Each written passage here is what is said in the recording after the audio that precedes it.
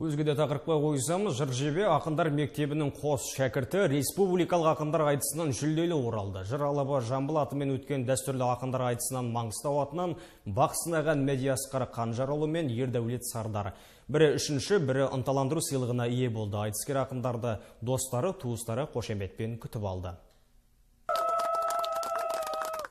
Медиасқар Қанжарұлы республикалық оқушылар айтысында үздіктер қатарынан көрінді. Айтыс барысында Медиасқар 3 кездесу өткізген, оралдық және қызылордалық қарсыластары арасынан озық шыққан ақын жүлделі 3-ші орынға ие болды. Бұл оның дәл осы айтысқа алғаш қатысуда емес. Биыл айтыстың барлық кезеңдерінен сүрінбей өтіп, финалға дейін жеткен. Жамбыл туған жерге осал оқушы бармаған қарсыластары да қарымды болған. Қарсыластар жалпы барлығы мықты, барлығы төселген ақындар. Алдыңғы жылда келіп те оның алдыңғы жүргендер. Бәрінікі бірдей.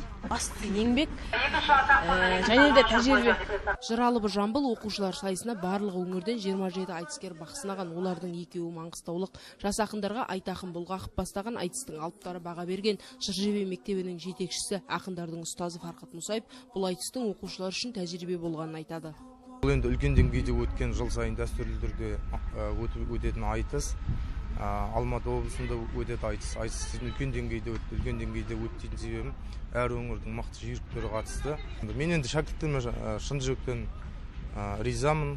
Барлық үйреткен, оқытқан, тоқытқан нәрселерді сахнада ойдағыдай жүзеге асырды деп ойлаймын және айта аламын. Айтыскер ақындар енді республикалық ақберен сайысына әзірлікті бастайды. Бұл жарыс Павлодар қаласында өтеді. Жыр-жебе мектебінің шәкірттері ол сайыстан да топ жаруға үмітті. Ақсындар табылды. Амангелді Тұрахмет.